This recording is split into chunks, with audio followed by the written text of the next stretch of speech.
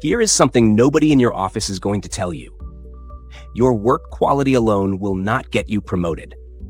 Somewhere out there, a person who is less skilled than you, less experienced than you, and frankly less brilliant than you just landed the role you wanted.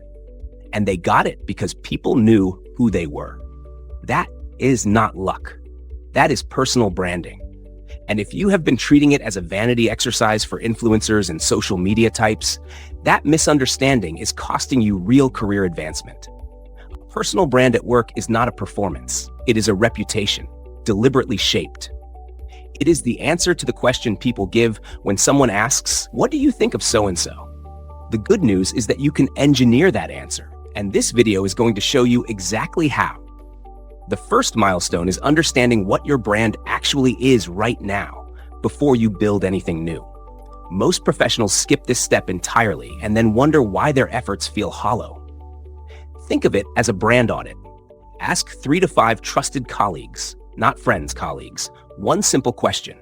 What 3 words would you use to describe my professional style? What you hear back will tell you 2 things immediately. First, where your current reputation is strong. Second, where the gap is between how you see yourself and how others actually experience you. That gap is your starting point, not your shortcoming. The most valuable brands in business were built by people who understood the difference between what they were known for and what they wanted to be known for. Once you have your baseline, the second milestone is defining your brand positioning. Positioning answers this question: what specific value do you deliver, to whom, that others do not? Think in terms of intersection. Where does your expertise meet an organizational need? A project manager who is also fluent in financial modeling has a positioning that most project managers do not. An HR professional who can run a data analytics dashboard sits at a valuable crossroads. Your positioning should be narrow enough to be distinctive and broad enough to be applied consistently. Write it in one sentence. If you cannot say it in one sentence, it is not clear enough yet. The third milestone is visibility. Putting your brand in front of the right audience, intentionally and consistently. There are 3 primary channels for this inside any organization. First, written visibility. Emails, reports, and internal communications where your name is attached to high-quality thinking. Second, verbal visibility. The meetings, presentations, and conversations where your perspective is heard. Third, relational visibility. Who knows you, who sponsors you, and who speaks up for you when you are not in the room. That last one, relational visibility, is the most powerful and the most overlooked. Research from Catalyst and McKinsey consistently shows that sponsorship, not just mentorship, is among the strongest predictors of career advancement. The difference between a mentor and a sponsor is simple. A mentor talks to you. A sponsor talks about you. Now here is the trap that derails even the most self-aware professionals.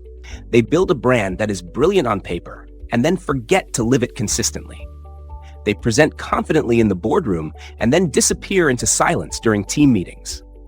They write a thoughtful leadership post on LinkedIn and then give monosyllabic answers when a senior colleague asks their opinion on a project. Consistency is not a nice-to-have in personal branding. It is the brand. Every interaction is a data point. Every email, every hallway conversation, every moment you choose to speak or stay silent is contributing to the story others are building about you.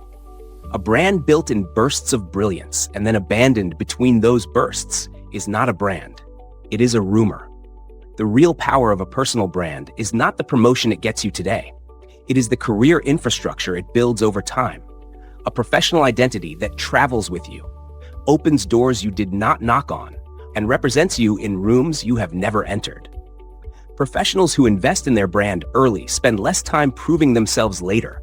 They are trusted faster, advanced more consistently, and given higher stakes work precisely because the organization has a clear mental model for what they bring. Rapid summary. Audit your current reputation before building a new one. Define your positioning at the intersection of your expertise and organizational need. Build visibility across written, verbal, and relational channels, and treat sponsorship as your most strategic investment. And live your brand consistently, not just in your finest moments. Consistency, by the way, is what separates professionals who have a reputation from those who merely have an opinion of themselves. The transformation from invisible to indispensable does not happen by accident. It happens by design. Here is your go-do. Within the next 48 hours, ask 3 trusted colleagues that one question. What 3 words describe my professional style? Write down what they say. Whatever the answer, it is your baseline. And baselines do not judge. They inform. When you have that data, you will know exactly where to start. If this video gave you a clear action plan for your professional brand, the next logical step is building the internal influence that makes that brand impossible to ignore. That video is coming up, and it connects directly to everything covered here. See you there. There is also a dimension of personal branding that most professionals significantly underinvest in: digital presence. In today's professional landscape, a person's LinkedIn profile, their published articles, their online comments in professional forums, these are all active brand signals, whether or not they were designed to be. Professionals who manage these touch points with intention have a compounding advantage. A LinkedIn profile that is complete, specific, and regularly updated with genuine professional insight attracts attention from recruiters, potential sponsors, and senior leaders who would never have encountered that person through organizational hierarchy alone. The research from LinkedIn's own talent and career data confirms this. Professionals with complete, active profiles are significantly more likely to be approached for new opportunities and significantly more likely to be recognized for their expertise outside their immediate team. One more principle that separates enduring personal brands from temporary visibility: authenticity. Personal brand that is built on a performance of who someone wants to be perceived as, rather than on the genuine articulation of who they actually are, is exhausting to maintain and brittle under pressure. When the performance cracks, as it always does, the gap between the brand and the person is exposed, and the credibility damage is severe. The most sustainable professional brands are built from an honest understanding of genuine strengths, genuine values, and a genuine perspective that the person is willing to stand behind, even in uncomfortable conversations. This is not just an ethical principle. It is a strategic one. Authenticity does not mean vulnerability without boundaries. It means consistency between what is projected and what is real. And that consistency is what makes a brand trustworthy rather than merely impressive.